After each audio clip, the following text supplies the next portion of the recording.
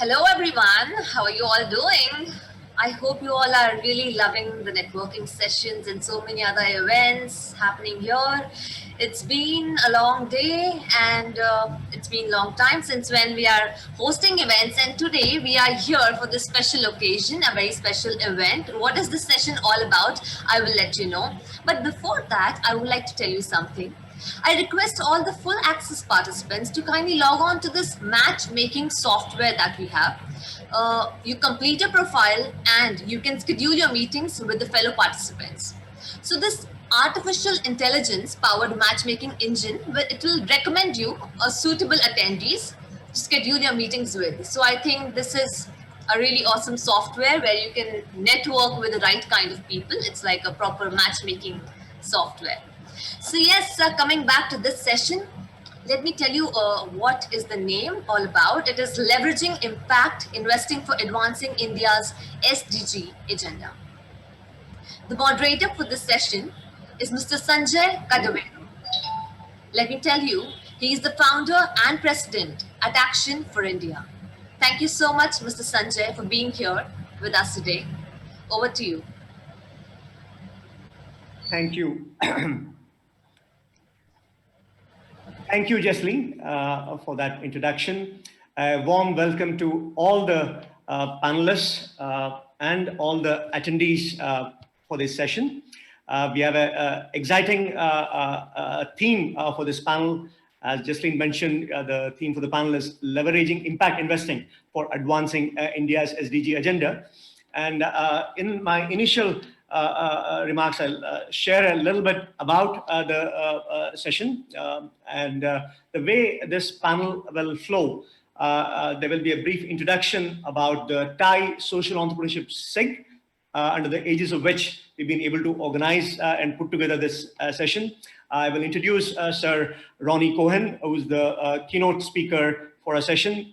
He will deliver his keynote remarks. And post that, I'll be introducing the other panelists for the session, including Vikram Gupta, Karan Raj Chaudhary, Audrey Sellian, and then we will have a moderated panel discussion. And we are hoping that there'll be time for Q&A towards the end. Gayatri, if you're there, can you help with a presentation? I'm just going to use a few slides. So this session is being organized under the aegis of the TiE Global's Social Entrepreneurship Special Interest Group. Next slide, please. I should mention the wonderful leadership of Mahavir and the entire group of the Global Board of Trustees for thinking of new special interest groups to get the whole membership community of TiE interested in various sectors. There have been earlier SIGs on education, healthcare, fintech, and so forth. And just in the last few months, the special interest SIG has been created. And as the name suggests, we are focused on social entrepreneurship and impact investing. And the scope of the SIG goes beyond to even not-for-profit NGOs and philanthropy. So through these various instruments for social change, we plan to make a difference on the ground in India and globally. That's the mission of this special interest group on social entrepreneurship. Next slide, please. I have a wonderful team along with me at this SIG. We have our leader, Smita Siddhanti from TiE DC and a member of the Global Board of Trustees. We have Ganesh Natarajan from our TiE Pune chapter, Jayesh Parekh from our Singapore chapter, Vivek Verma from our Hyderabad chapter, and Abhishek Gupta, again from the Hyderabad chapter. I myself belong to TiE Delhi. Next slide, please. A quick word about me and the organization that I run, Action for India. We work with social entrepreneurs in India and help scale the impact of their work. We are all here at a TiE conference. TiE, as you all know, is a global platform, a global network for fostering entrepreneurship and mentoring entrepreneurs. What TiE does for general entrepreneurs globally, Action for India does for social entrepreneurs in India. So it's a similar platform for fostering social innovation, social entrepreneurship, and mentoring of social entrepreneurs. We started a journey back in 2012, and in the past 8 years, we've come out with several initiatives with the intention of identifying high potential social entrepreneurs of India and connecting them with resources, be it funding, be it mentorship, be it technology resources, be it government decision makers, and helping scale the impact of their work. To 2020, in spite of being a challenging year for most of us, this has been one of our most active years for us at Action for India in terms of the new initiatives that we've launched, including we have launched a social entrepreneurship accelerator at IIT Hyderabad. This is funded by the Department of Science and Technology. AFI has been involved with the launch of an impact investment fund in Silicon Valley, the 3I Partners, which is focused on making early stage investments for technology-enabled for-profit social enterprise in India. We've recently received grants from foundations in the US. The IDRF Foundation has helped us launch a social enterprise advisory services, and the eBay Foundation has helped us launch an initiative to promote women social entrepreneurship in India. So that's a little bit about me and the work of the organization that I do. Next slide, please. Sir Ronnie Cohen. Sir Ronnie Cohen will be the keynote speaker for this session. As the cliche goes, he needs no introduction. He's been considered the father of British venture capital. He's been played a pioneering role with respect to impact investment globally. He's been a co-founder for social finance in the UK, in the US, in Israel, and recently there's been a social finance India unit as well. And just last year, he helped launch the impact-weighted accounts initiative at Harvard Business School, his alma mater, where he also serves in an advisory board role. And earlier this year, he published his book, Impact, which is basically talking about reshaping capitalism to drive real change.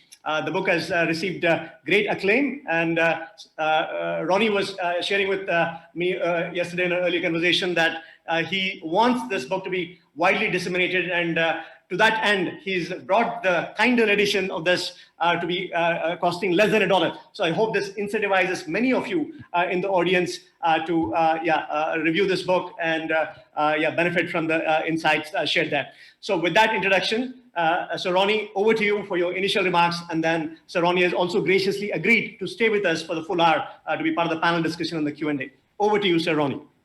Thank you. Thank you very much, Sanjay, for the warm introduction. It's a great pleasure to be virtually with you in India for this Thai meeting. The subject is a very important one because we actually are living through a historic period of change.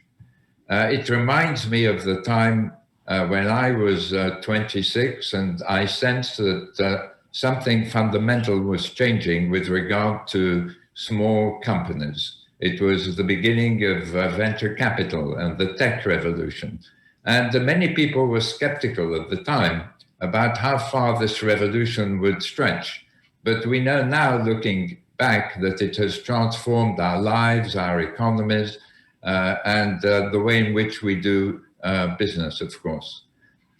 We're living through a similar period now, Sanjay. We are living through a period where we see $30 trillion worth of ESG investing, equivalent to a third of all professionally managed assets in the world, going to achieve impact as well as profit. We're seeing impact investment proper, where in addition to the intention that we have in ESG, we measure the impact that is created, hitting $1 trillion this year. That's equivalent to the world's venture capital pool. And when we wrote a chapter in the G8 Task Force report, which I was privileged to chair 6 years ago, if you'd said to me, we're going to hit $1 trillion in 6 years, I would have said, wow, that'll take some doing. But we're there. And why are we there? We're there because a revolution has started. It started with consumers, young consumers in particular, like many of you on this webinar, who refused to buy the products of companies whose values they didn't share. They also refused to work for these companies. And investors became aware of that. And they began to realize that the future of their track records as investors depended on their being able to capture this trend, to avoid companies that pollute heavily and companies that create social issues. And now we're beginning to see these investors rebel against companies. Some companies, Procter & Gamble is one, have seen shareholder rebellions erupt. In the case of Procter & Gamble, 2/3 of its shareholders rebelled against P&G's management because of the deforestation that P&G is creating through its use of palm oil. They asked the management to disclose the full details of this deforestation and the plan to stop it. And so we are beginning to see new business models emerge now, Tesla being the most prominent one, that go in this direction, that optimize risk, return, and impact. Tesla didn't enter the automobile industry. Elon Musk wasn't looking for an easy industry to enter because there was an obvious profit opportunity. He entered because he felt that he could shift the automobile industry away from polluting combustion engines to electric cars. And single-handedly, despite the idiosyncrasies of his management style, he has been successful in achieving that, in shifting the whole of the automobile industry across the world to electric and hybrid vehicles, while building Tesla up into the most valuable car company in the world. And entrepreneurs, like many of you in this webinar, are the ones who are going to bring this new phase of impact disruption to business. We have seen the tech revolution disrupt the business models of every single business on the planet. Not everybody saw that coming. Many companies were overtaken by new entrants who, in the space of just 2 or 3 decades, have made it to the biggest companies in the whole world.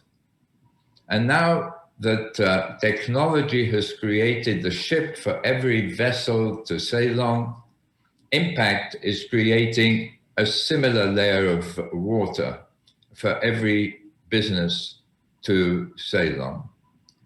And so as we look at entrepreneurship today, if the motto for an entrepreneur was, which was my motto, start young, think big, and stick with it, we would add today and create a business model that helps to solve a social or an environmental issue that you are passionate about.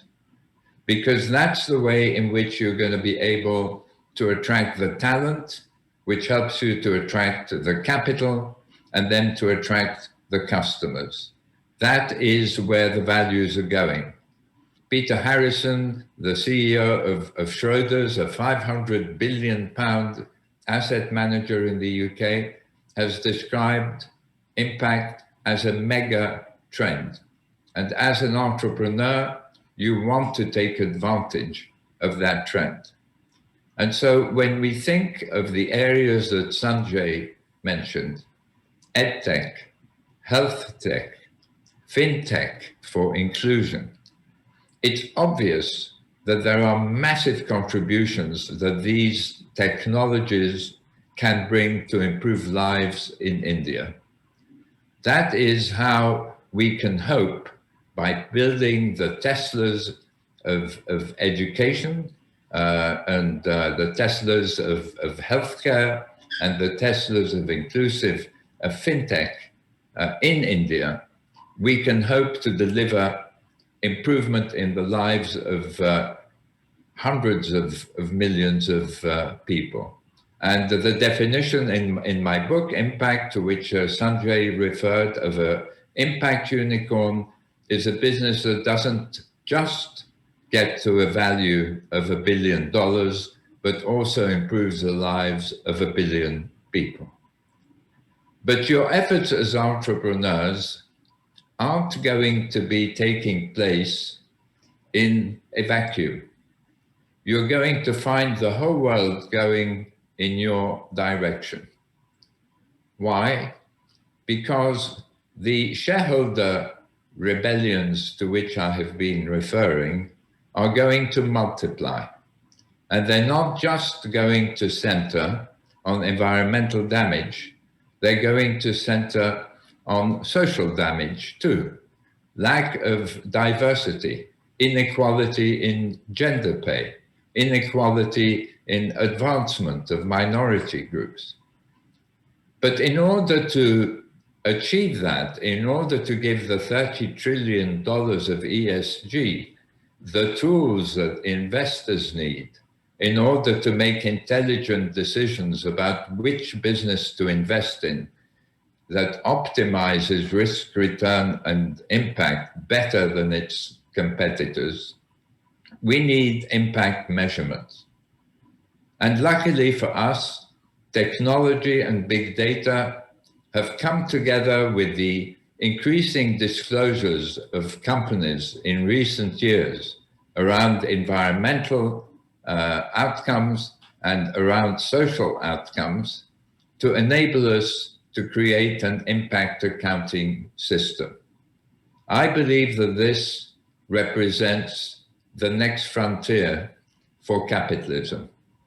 That is how we're going to see our system shift from creating damage as companies pursue profit, damage which governments have to tax everyone in order to try to remedy it, to shifting our economies and our businesses to create solutions for the big social and environmental challenges we face. How are we going to do this?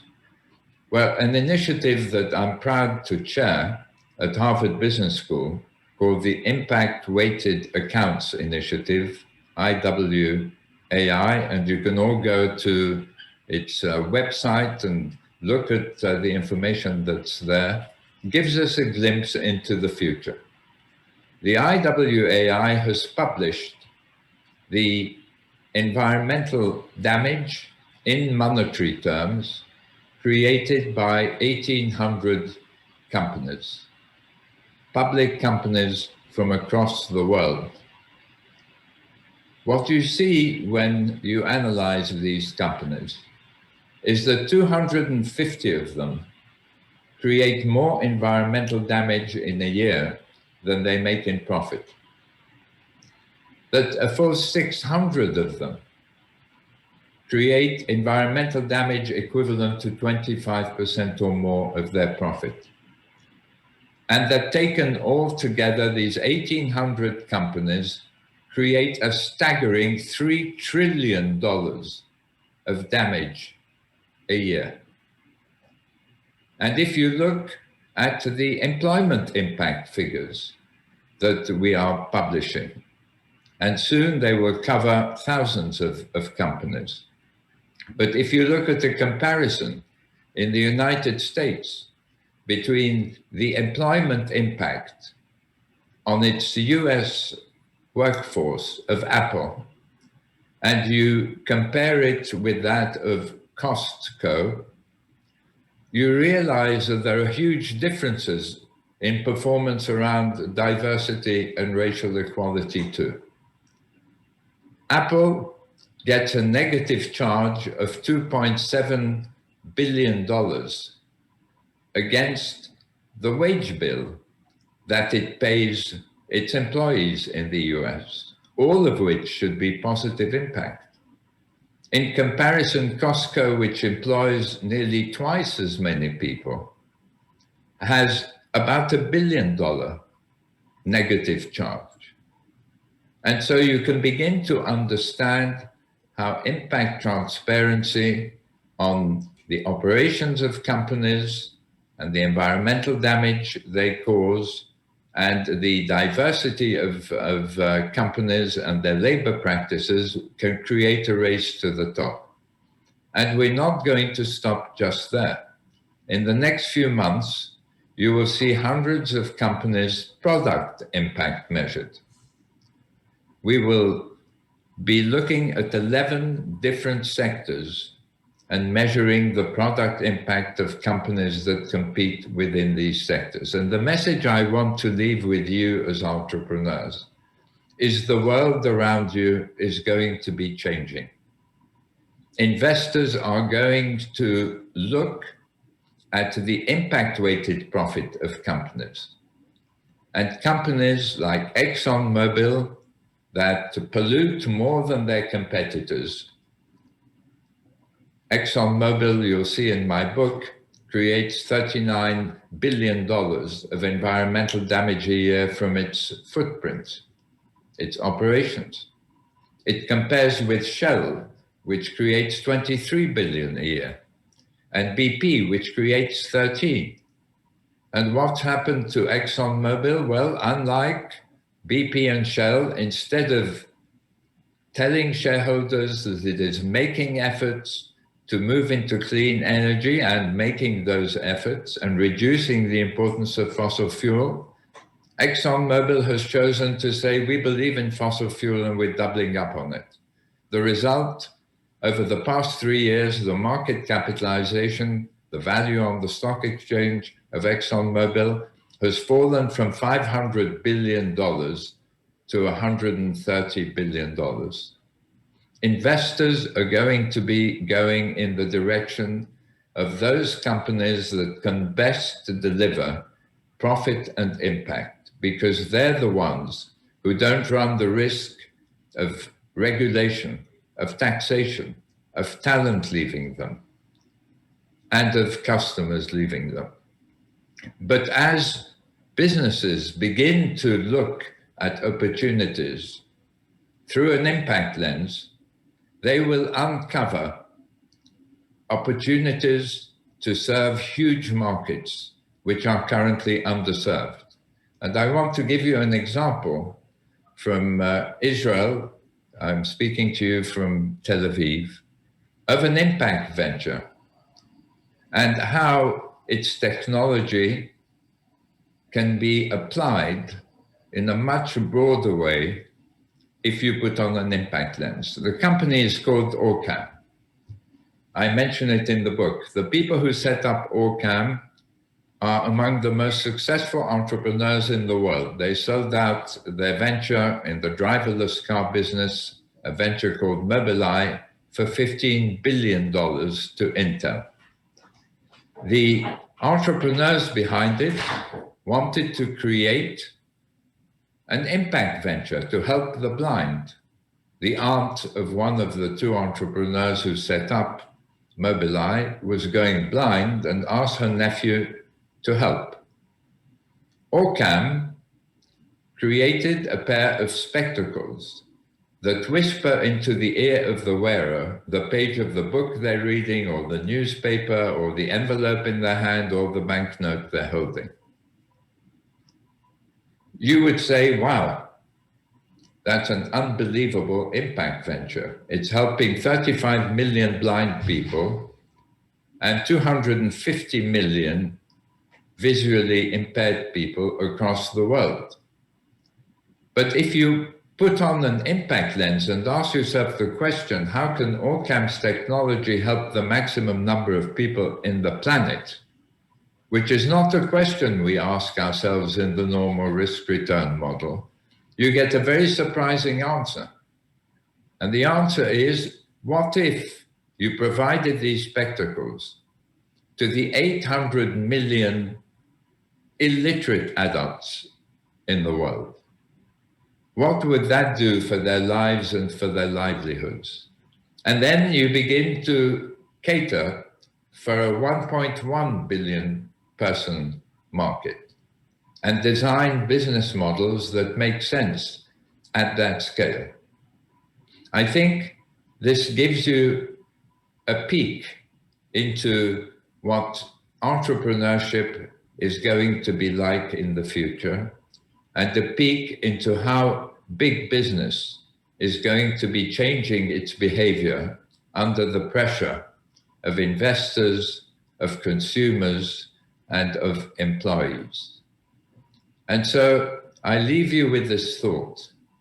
India has a major opportunity because of the scale of the social issues that it faces for entrepreneurial action that improves the lives of its population, and for its big companies to do the same. That is how India will meet its SDGs. Thank you. Thank you, Sir Ronnie, for sharing about the initiative, about the book, examples from the book. I'm sure we'll have a chance to dig a little bit deeper in the panel and maybe in the Q&A session as well. Next, I'd like to introduce the speakers that we have for the panel discussion. And again, Sir Ronnie had graciously agreed to join the panel as well. Gayatri, I think Audrey Salian is in the waiting room. Can you just let her in so that she can join the group of panelists?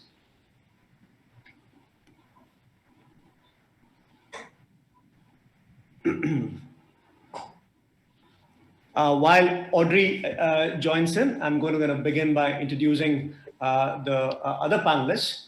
Let me begin by a quick word of introduction about Karan. Karan Raj Chowdhury, he's an advisor for social impact investments for the UNDP SDG Innovative Finance Unit. Karan supports a number of country offices and initiatives, including impact venture funds in Indonesia, affordable housing schemes in Bangladesh, and early stage accelerators in Sri Lanka. He focuses on developing blended finance solutions and forging strategic partnerships to direct investment capital in pursuit of improved social and developmental outcomes. Previously, Karan worked with the India office of the Acumen Fund, a New York-based venture capital fund that leverages entrepreneurial solutions to address poverty. Welcome, Karan. Then I'd like to introduce Vikram Gupta. Vikram is a founder and managing partner at IVCap Ventures. Vikram has over 22 years of experience in private equity, business consulting, M&A, strategy and operations in healthcare and life sciences, education, consumer goods, and other industries. At IVCap Ventures, which is a $200 million venture capital fund, he invests through the alumni ecosystems. He's an alumnus of IIT Delhi, one of the premier technology institutions of India, and he recently received a distinguished alumni service award there, where for his wonderful work in starting a $1 billion endowment fund for his alma mater, IIT Delhi. Before IVCap, he was the founding member at the Ajay Peramal sponsored USD $100 million healthcare focused private equity fund that he conceptualized. That's Vikram. Welcome, Vikram. And we have Audrey as well. Wonderful, Audrey. Welcome. Audrey is a co-founder at Arda Networks. She's also a director at Rianta Capital. Audrey has been active in the impact investing sector since 2006 and has been deploying equity capital directly to high impact companies, primarily serving the last mile across sectors including energy, livelihoods, water, agriculture, and health in India. She's also the founder of Arda Platform, an online impact investment platform in India, designed to tackle the information asymmetries and economics of due diligence around high impact, small scale SMEs and SGBs. Audrey has also more than a decade ago started something called Impact for Breakfast. This is a global network of all ecosystem stakeholders who want to advance social entrepreneurship and impact investing globally. I'm sure she'll have a chance to talk about that during the panel. So welcome, Audrey. So let's get started with the panel discussion. My first question, I'd like to invite Karan to take this. Karan, as the UNDP man here, you're well aware of the origin of SDGs, the track record of progress, the traction that SDGs have had in India. The concept began in 2015, and we are supposed to meet most of these goals by 2030. So there's about a decade left. There was a kind of a concerning statistic that I recently ran into in one of the reports. It said that in India, we have a $500 billion annual budgetary gap with respect to meeting our country's SDG goals. That's a huge number. And COVID is not going to make it any better with respect to the funding that we expect from the government and the private sector and so forth. So how did we get here, and what is the path forward with respect to how is the government trying to address this, how is the private sector trying to address this, and most relevantly for this panel, how can the impact investing community make a difference to this? Over to you, Karan. Thank you, Sanjay. That's and Ronnie for that really inspiring keynote as well. An extremely tough act to follow, so I'm going to stay brief. But on the SDG financing gap in India, as you rightly mentioned, the number is in excess of $500 billion a year, which is extremely substantial. And India's nationally determined contributions, or the cost of the NDCs, alone require about $170 billion a year. And this is essentially the component that is directed towards climate action. As while we don't have precise numbers as far as where do we stand on SDG expenditure, or what does the gap look like as a result of COVID, as you rightly said, it is safe to assume that perhaps the gap has widened. But what I've seen and what we've observed recently is that the willingness to tackle it seems to have increased. At the start of the pandemic, I think we all realized that perhaps this is it. 2020 also marked the start of the decade of action for the SDGs, and perhaps it's now completely out of reach. It was always an optimistic goal, a best case scenario, something that economies are striving for. But what we've seen certainly over the last few months is an increased action towards things like climate here in India, both adaptation as well as mitigation efforts.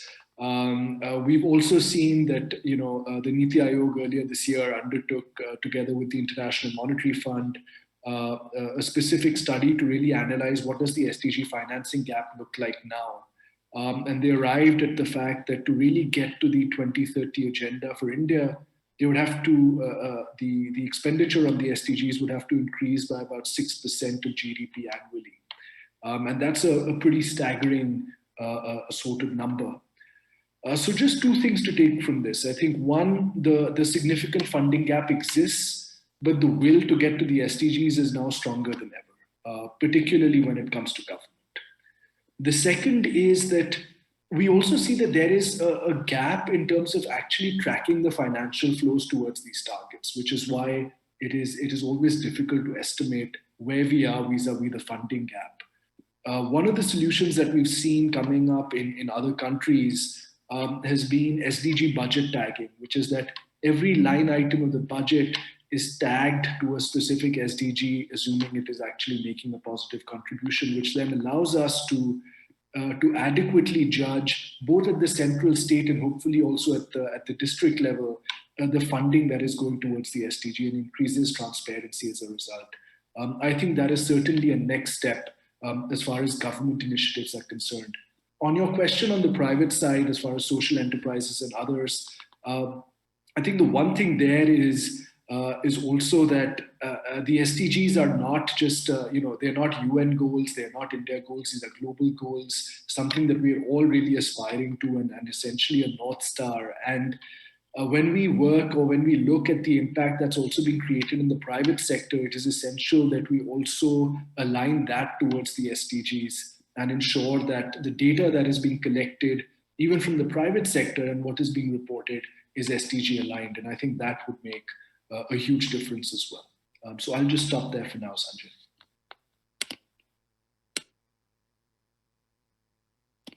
You're on mute, Sanjay. Thank you. Thank you for that, Karan. I'm sure we'll build on top of what you shared in the remaining questions that come up in the panel discussion. Next question I want to address to Audrey. Audrey, you've been a great friend of India. You've been an integral part of our social entrepreneurship impact investing ecosystem here. Based in Switzerland, but yeah, frequent travels and a lot of active engagement with the ecosystem here. And so my question to you is, India has been considered as a great test bed for social innovation. I mean, the problems are huge and the approaches are innovative, entrepreneurial, and the frugal innovation approach, for example, it has potential for the solutions that are developed in this country to take them to different parts of the world and contribute to the SDG solution development globally. With that kind of a context, you've been involved with us for more than 15 years. What are the opportunities that you see in this country, and what are the challenges that you also encountered in your work in India? Thank you, Sanjay, for the question. And just to add a little bit of context, I'm representing the wishes of the Singh family as a private wealth holder and family office, deploying capital to underserved communities. And we're really one of many such small private players, all of whom are sort of gravitating around particular networks and nodes and networks to deploy what we see or perceive to be as much needed capital to fill a gap. I think, I mean, the first point I'd like to make is in the necessary humility with which we must approach the opportunities of engagement and really the imperative of looking around us to see what solutions are being tested, what interventions have already been put in place, and really to look around us and think about how we can leverage one another's efforts. Because if you look at any given particular topic, it may be it SDG 3, SDG 6, you can find, dozens, if not hundreds of players keen on intervening with various forms of resource and capital. And I think the great opportunity for us as the sort of more fragmented private wealth end of the spectrum is in systematically finding leverage and opportunity to collaborate against any particular challenge. And the other point, of course, is going to emerge from the efforts of those institutions who are able to map out the scope of a negative externality and determine how big it is in a particular district or state, and how we're able to iteratively work together to chip away at that problem. Because working in our silos bilaterally, we tend not to be able to see that level of context. So, from our perspective, we are attempting to create efficiencies in deal discovery and specifically in due diligence. And not that it should be open, not that it should be de facto shared prescriptively or otherwise, but simply to have the opportunity to make that information more liquid. So I hope that covers at least part of the question you asked, Sanjay. Thank you for that, Audrey. Next question to Vikram. Vikram, you had a rich experience in the investing domain. As I mentioned in my introduction, you started with the Ajay Parimal's $100 million healthcare-focused fund. Then you started Ivy Cap about a decade ago. Fund 1 $40 million, Fund 2 $80 million. Now you're on an ambitious journey to start a $200 million SDG-themed fund. What was the trigger for you? You've been what I refer sometimes as a commercial or a general investor. Now you're kind of crossing the Rubicon and entering into this, in some sense, the impact domain. What was the trigger, and what do you hope to accomplish with this? No, thanks a lot, Sanjay, and really appreciate the opportunity to speak here. And it was great listening to Ronnie, Karan, Audrey. I think their views, and especially Ronnie talked about some very, very interesting points. And I think some of those points are exactly the reason why I think there is an important, there's an urgent need, I would say, to actually look at investing with an SDG lens. And I think historically, people have been talking about impact investing, and there have been impact focused funds. But I think one of the key issues that at least, I have noticed from the LP's perspective, the investors investing into VCs and then the VCs investing into entrepreneurs, is that typically it was hard to measure the value created because of the impact created. And I think it's very heartening to hear that, Ronnie could actually quote some specific numbers that, the amount of damage created by Exxon is $29 billion. And I think if one can actually quantify things, it's very easy to then actually correlate that, you created X billion dollars of value, and on the other side, you destroyed Y billion dollars of value. So the net value created is X minus Y. I think, not many people are able to think with that kind of a mindset. And when I first looked at SDG framework a few years ago, I was really, very excited to see that there was a very structured way to look at creating impact. There were very organized set of goals. Within these 17 goals, there were very defined set of targets. And behind those targets, one could actually even map those targets to very specific action items. And that's what I got really excited about. And when I started looking at very specific companies, even if you look at our own portfolio of 25 companies, and we've invested across sectors, and we've been now very actively mapping specific SDG goals with our specific portfolio companies. And we realized that there is an increased level of awareness. There is an increased level of, taking ownership and responsibility when it comes to entrepreneurs wanting to be even measured on a monthly basis, on a quarterly basis, on an annual basis, based on very specific targets and goals, that they take up themselves very passionately, which is very encouraging. So that was been the primary reason we thought that, it makes a lot of sense. In many cases, these entrepreneurs, may already be doing it in their subconscious mind. They might already be addressing very specific goals, but they may not even be aware that, they are making impact in certain areas, or they would like to make an impact. The moment you actually, map those onto very specific measurements is when the consciousness and the integration of that into the value system of the company and trickling it down to the each and every employee of the company happens. And because of which we start noticing a very conscious effort to really make contribution in a very positive way happens. So we've actually, in fact, one of the biggest debates that has come out of that is, people at times start comparing, will you compromise on your returns because you're focusing on impact, and vice versa. And what we realize that, when you invest through SDG lens, you actually end up enhancing your returns. So, which is one of the biggest, I would say, learnings for me, that actually leveraging SDG framework leads to better outcome in terms of your IRRs, and which actually is something which is, the ideal way for any VC investor, and which, I feel very excited about this framework, and, looking forward to and doing it in a very conscious way going forward as well. Wonderful. Thank you, Vikram. That's a nice segue for my next question to Sir Ronnie. Ronnie, there's this big conundrum, if you will, in the social entrepreneurship impact investing circles. And the question is that, is this interplay between the extent of social impact and the extent of financial returns, is it one of a trade-off scenario, or is it a correlation scenario?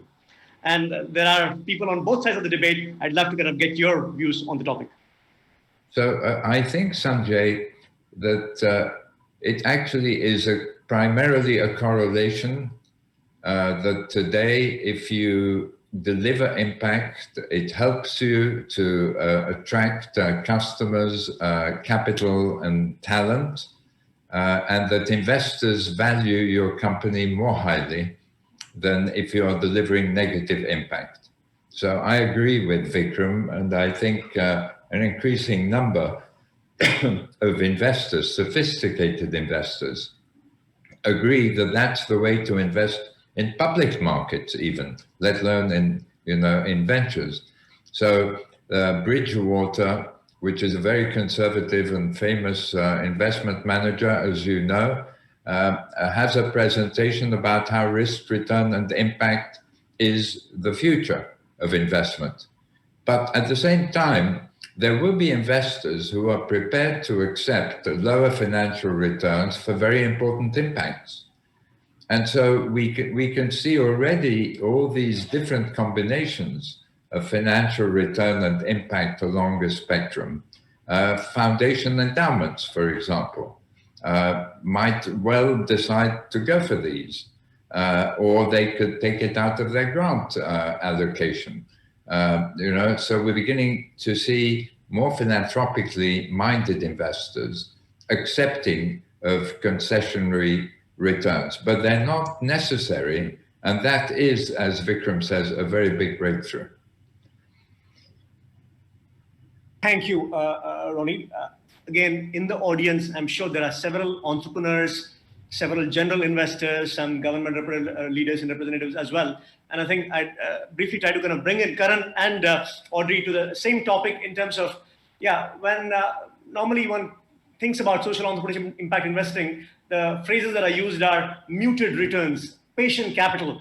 Are things structurally different in this domain, or would you encourage, with all that you know about social entrepreneurship and impact investing, to why they should consider measuring their SDG goal impact, or why some of the general investors should consider bringing impact into the equation along with risk and reward? First, Karan, and then Audrey. Thank you, Sanjay. I think, on the point of why should entrepreneurs really look at consciously measuring impact, I think the point there is that increasingly we are seeing that the allocators of capital, the fund houses, Vikram here, who's raising another dedicated SDG investment vehicle, and others out there as well, which may not perhaps be SDG aligned, but in many cases are ESG funds, or at least are focused on environmental and sustainable impact. So increasingly, the providers of capital are looking at these sorts of metrics, and therefore there is a pressure also on that side that enterprises and entrepreneurs make a conscious effort to look at the externalities and measure the impact that they're creating. It also has some tangible benefit for these entrepreneurs in two ways. One is, of course, it allows them, if they are looking for investment capital, it allows them to tap into some of these dedicated pools. It allows for a certain level of investor diversification, because there may be certain investors that are perhaps not prepared to invest if impact is not being measured in a certain way. But also that, also from a business perspective, the fact that measuring impact and looking at that consciously can have real-term benefits as far as evolving your own business model is concerned. I know that when I was working at an impact fund previously at Acumen, and we were looking at a portfolio company that we'd invested in, which was in the business of vocational training. As part of the work we were doing on impact measurement and management, it emerged that the beneficiaries of that work, who were currently getting training for free because the government is kind of subsidizing that for them, also said that they would prefer a more advanced form of training. That the training currently perhaps is not enough. They would prefer a more advanced form of training, and they're also willing to pay for it themselves. So that led to this social enterprise then creating a whole new line of business directly targeted at a certain beneficiary. So I think even from that perspective, there is a considerable benefit in terms of investors, but also for the entrepreneur themselves. Thank you, Karan. Audrey, over to you. Thank you, Sanjay. Just a brief commentary on this issue of essentially expectation and trade-off vis-a-vis impact metrics. Just today, we had a conversation to thank an entrepreneur in the waste management sector who delivered to us a 26% IRR. And we thanked him for being able to, to stay the course and to honor, kind of the intention and approach that we had going in. He showed us on our way out. And so I would posit that, of course, the impact metric is important. But equally important is, I mean, we let our entrepreneurs determine the metrics against which, from an impact perspective, they will be measured. They know their business far better than we do. It's truth be told, I think a great deal of this is enshrined in our approach and orientation to the management and personal relationship with the businesses in our portfolio. And to that end, I have to say we have a lot of great help in the form of Mentera Ventures, our partners with whom we co-invest on the ground very consistently. So just to say, across the board, while we play in the smaller ticket end of the spectrum and we are a small player, I think overall the sophistication and the level of just goodwill in general that we find in the Indian ecosystem is truly outstanding, and it helps us to move the narrative past those days of muted returns and trade-offs and so on into the realm of, well, if it's well governed, if there's rigor, and we have a lot of help in trying to implement those elements, we are able to see, even on small ticket investments, very nice exits, at least a half a dozen, a couple of which have been, at least equivalent to what one would posit would be private equity returns. So it's not to undermine or diminish the risk involved or the effort involved, but I think this ecosystem is truly an outstanding and impressive one. And it's now, I think, a ripe playing field for those who would like to operate at scale and enter with much bigger numbers. Thank you, Audrey. Next question to Vikram. Vikram, you're about to launch this SDG themed fund. Your team has done some basic research in terms of trying to map which are these development finance institutions, what kind of SDG goals are they willing to fund. You have looked at your existing portfolio companies and what kind of SDG goal impact they're already having and so forth. So from this initial overview of the landscape, for the benefit of the entrepreneurs in the room, can you share in terms of which SDG goals are more attention, are more willingness for funding from the DFIs or other investors, so that might trigger some entrepreneurs to pursue those opportunities? Over to you, Vikram. Yeah, so I think if you look at 5, 8, and 9, and even 10, so these are typically applicable to most of the businesses, especially if they are startups or early stage businesses, right? So many times people may already be working in these areas, but may not necessarily be doing or measuring their progress in a conscious manner. And then, of course, while 5, 8, 9, and 10 are, they could be sector independent, and primarily they're focused on, solving a business problem or innovating a solution to a problem, and the problem can be scaled. It's a scalable solution.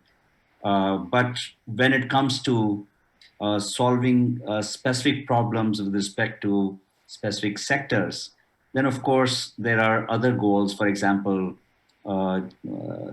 zero hunger, is an area which can be addressed if you're actually working on the supply chain for food. If you're working right from the agriculture supply chain, going right up to the from farm to fork kind of a supply chain, and if you're actually doing innovation in that area, in trying to help in the areas of food loss and things like those, you're actually trying to contribute in solving problems in those areas. Similarly, if you're actually working in the healthcare space, you are working on number 3, which is basically good health and well-being. So there are these specific goals, even for quality education, clean water and sanitation, which is number 6, which are driven by the specific business problem that you're trying to solve. Similarly, number 7, affordable and clean energy. If you're actually focused on the clean energy and an affordable clean energy as a business model itself, you're actually addressing that particular goal. Now, of course, there are different investors who would want to look at specific goals as the areas that they would like to focus on. For example, you mentioned, we mapped the DFIs. When we look at FMO or IFC or ADB, it's very interesting. Each one of those would have created very focused areas. For example, if you look at, for example, FMO, they would be looking at 8, 10, and 13 as their mission goals. And similarly, they would look at, hunger and gender equality and affordable clean energy as their main focus areas. And then there are sectoral focus areas. So they're actually, this is the way they would, segregate the way they are focusing on their investment areas. And IFC will have different focus areas. They would look at no poverty as a mission, and then there will be other areas, they would look at as main focus. So we realized that, each of the investors will actually create their own kind of a mandate and then work accordingly. What we've done is we've said that, look, we will look at specific business goals. We look at the entire SDG framework, look at specific business areas, and then see which specific goals these entrepreneurs would like to map themselves to. And are they passionate about it? Are they serious about it? Do they want to integrate it as part of their value system? And therefore, we would then actually, even before investing in them, make sure there's a complete alignment in terms of the measurability of those specific areas. And then once we invested in them, then make sure that on a monthly, quarterly, annual basis, actually reporting on that and actually showing progress. So that's the way we are approaching this, rather than just picking 2 goals or 3 goals, or just, we just approach it like a framework and invest, in that, with that approach. Thank you. Vikram. We are coming towards the final few minutes of the panel discussion. So the last question, I'll begin with Sir Ronnie, and I'll invite the others to chime in. So this question is on government, the role of government on 2 different dimensions: capital flows and mandating this impact measurement for the companies in their respective countries. So, Ronnie, you've had this stellar role as the chairman of the Global Steering Group. You've helped set up these national advisory boards across the various continents. And from that global perch, what can you advise to us in India in terms of what have you seen as the best practices for inviting these foreign funds for impact investing projects to their respective countries? That's one. And the second aspect, again, with the work with Impacted Weighted Accounts Initiative, we had this conversation the other day. You talked about 1,800 companies in your database. You've been able to kind of measure $3 trillion of negative impact through those companies. So there is a question of the mindset for companies to start measuring these externalities. There is the question of methodology and standards. There's a question of cost of these impact measurement. So what role does government have in enabling that more and more companies get on this? First, Ronnie, and then the others. I'll be brief since we're at the end, Sanjay. I think the government has to play 2 roles. One is as an enabler, because if government doesn't mandate that every company publishes its impact figures according to the same impact principles and that the figures are audited, it's not going to happen. Companies are going to keep selecting information that looks good for them and putting it out in the public domain. And the second thing is to give incentives for investors who are investing in impact ventures, impact venture funds, and in companies that are delivering positive impact. At the end of the day, I think impact transparency will take us to a fairer tax system where governments tax companies directly for the damage they cause, be it environmental or social. Thank you, Ronnie. Karan, do you want to go next? Thanks, Sanjay. I think just a few points that come to mind. One, I think there is a need for strong strategic classification frameworks that really lay out the boundaries of what is considered impactful and tied strongly to the government's views on this. For example, in the European Union, they've developed a taxonomy of green activities. Right. So in India, we have we have a lot of conversation around sustainable investing and green investing, but as a way to attract international capital that is flowing into green or sustainable activities, starting out with the development of a green or a sustainable finance taxonomy for India could certainly be a very positive development. In addition to that, I think some of the other more tactical points that perhaps the government could take to really move the needle on impact investing in India is, one, there is a need often for a harmonization between different laws and regulations, particularly under different acts, that perhaps can impede work around blended finance in India. There's a lot of conversation around blended finance, but in reality, there's very little blending that is happening in the country.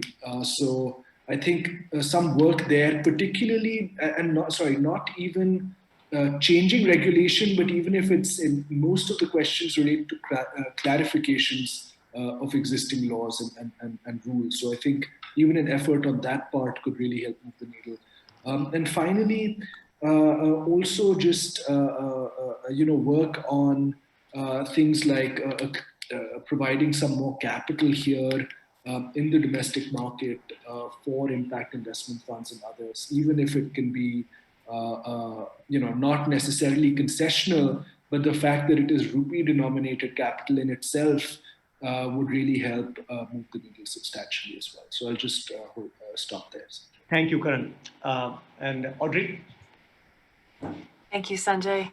I mean, from our end of the spectrum, there are a number of businesses that we and many others have invested in who have been positioned to benefit from particular government schemes and subsidies, which by their nature, because they are social enterprises, because they're often serving underserved markets, they tend to fall victim to the inevitable difficulties of very long receivable cycles and just general bureaucracy, through no bad intention, but just by virtue of the system and how it works.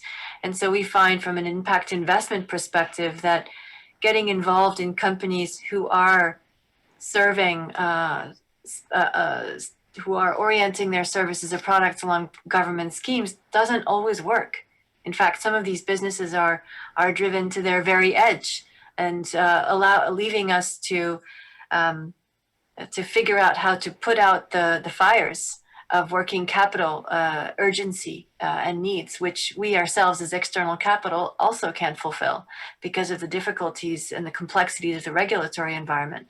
So I think there's something to be said for how those subsidies and sweeteners are actually applied in the context of specific sectors that these businesses operate in. And frankly, it might be just as effective for the same resource and public authorities to think about putting in place sweeteners for explicit examples and instances of collaboration between investors. When 2, 3, 4 investors are able to come together and negotiate a complex term sheet and a shareholder agreement to figure out how to manage the life cycle needs of a business that's super high impact, I think having those sweeteners and kickers in place could go a very long way. So that's just, blue sky thinking, but I hope somewhat helpful. Thank you. Thank you, Audrey. And finally, Vikram.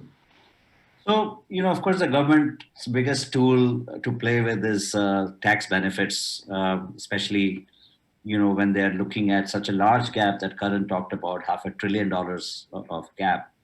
I think there's an opportunity. Government is one of the biggest LPs now in the Indian startup ecosystem, investing through venture capital funds, whether it's Sdg or various other government organizations investing into venture capital funds.